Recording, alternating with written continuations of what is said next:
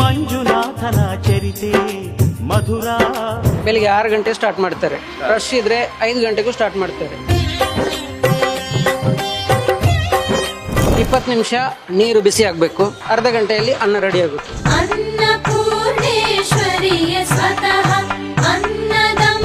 ಈಗ 5 quintal ಅಕ್ಕಿದು ಮುಗ್ದಾಯ್ತು already. ಈಗ ನಮ್ದು ಒಂದು 5,000 ರಿಂದ 6,000 ಜನದ್ದು ಊಟ ಆಗಿದೆ.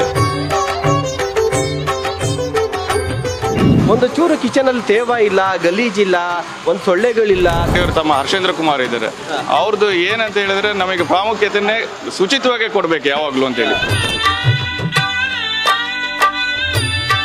ತರಕಾರಿನೂ ಅಷ್ಟೇ, 2,000 kg ವರೆಗೆ ತರಕಾರಿ, 50 ರಿಂದ 60 kg ಸಾಂಬಾರು ಹುಡಿ.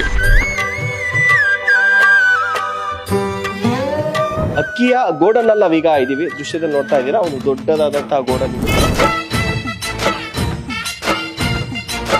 ಭಕ್ತಾದಿಗಳು ಕೊಟ್ಟಿರೋ ಅಕ್ಕಿನೂ ಇದೆ, ಮತ್ತೆ ನಮಗೆ ಬೇಕಾಗಿರೋದು ನಾವು ಪರ್ಚೇಸ್ ಮಾಡ್ತೇವೆ. ಇಲ್ಲಿಗೆ ಬೇಕಾಗಿರೋದು ಮಿಕ್ಕಿರೋದು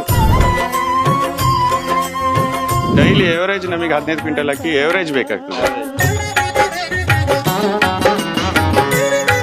ಇದೇ ಒಂದು ತರಕಾರಿಯ ಗೋಡನ್ ಅಡಿಗೆ ಮನೆಯ ಪಕ್ಕದಲ್ಲೇ ಇದೆ.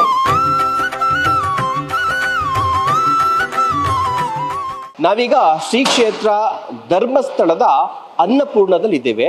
ಅನ್ನಪೂರ್ಣ ಅಂತಂದ್ರೆ ನಾವೆಲ್ಲ ಮನೆಯಲ್ಲಿ ಅಡುಗೆ ಮನೆ ಅಂತ ಹೇಳ್ತೀವಲ್ಲ, ಅದಕ್ಕೆ ಇಲ್ಲಿ ಅನ್ನಪೂರ್ಣ ಅಂತ ಕರೀತಾರೆ.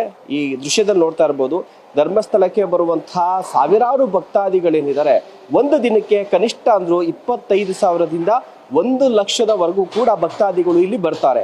ಹಾಗೆ ಬರುವಂತಹ ಭಕ್ತಾದಿಗಳಿಗೆ ಯಾವೊಬ್ಬ ಭಕ್ತಾದಿಗಳಿಗೂ ಕೂಡ ಯಾವತ್ತೂ ಕೂಡ ಇಲ್ಲಿ ಊಟ ಇಲ್ಲ ಅನ್ನುವಂತಹ ಮಾತೇ ಬರೋದಿಲ್ಲ.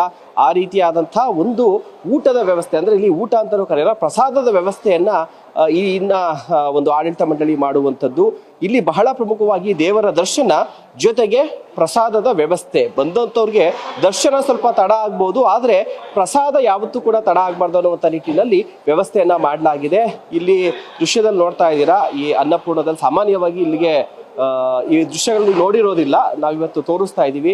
ಒಂದು ಪಾಯಸ ಮಾಡುವಂಥದ್ದಾಗಿರ್ಬೋದು, ಸಾಂಬಾರು ಮಾಡುವಂಥದ್ದಾಗಿರ್ಬೋದು, ಜೊತೆಗೆ ಅನ್ನ ಮಾಡುವಂಥದ್ದು, ಎಲ್ಲ ಒಂದು ಕೆಲಸಗಳು ಇಲ್ಲೇ ಆಗುವಂಥದ್ದು. ನೋಡ್ತಾ ಇದ್ದೀರಾ, ಒಂದು ದೊಡ್ಡ ಬಾಣಲೆಯನ್ನು ಕೂಡ ಇಟ್ಟಿದ್ದಾರೆ. ಸೊ ಇಲ್ಲಿ ಬಹುಶಃ ಒಂದು ಸಾಂಬಾರ್ಗೆ ಬೇಕಾದಂಥ ಒಂದು ಪದಾರ್ಥಗಳನ್ನು ರೆಡಿ ಮಾಡಿಕೊಳ್ಳುವಂಥದ್ದು, ಅಥವಾ ಕೂಟೆಲ್ಲ ಮಾಡ್ತಾರಲ್ಲ ಅದಕ್ಕೆ ಬೇಕಾದಂಥ ಪದಾರ್ಥಗಳನ್ನು ರೆಡಿ ಮಾಡಿಕೊಳ್ಳುವಂತಹ ವ್ಯವಸ್ಥೆಯನ್ನು ಕೂಡ ಮಾಡ್ತಾ ಇದ್ದಾರೆ. ಈಗ ಆಲ್ರೆಡಿ ಪ್ರಸಾದ ನಡೀತಾ ಇದೆ, ಹೀಗಾಗಿ ಪ್ರಸಾದಕ್ಕೆ ಬೇಕಾದಂಥ ಎಲ್ಲ ವ್ಯವಸ್ಥೆಯನ್ನು ಕೂಡ ಮಾಡಿಕೊಂಡು ಈಗ ಆಲ್ರೆಡಿ ರೆಡಿ ಆಗಿರೋ ಪ್ರಸಾದವನ್ನು ತೆಗೆದುಕೊಂಡು ಹೋಗುವಂಥ ಕೆಲಸವನ್ನು ಮಾಡ್ತಾ ಇದ್ದಾರೆ. ಈಗ ನಮ್ಮ ಜೊತೆಗೆ ಇಲ್ಲಿನ ಸಿಬ್ಬಂದಿ ಒಬ್ರು ಇದ್ದಾರೆ, ಮಾತಾಡ್ಸೋಣ.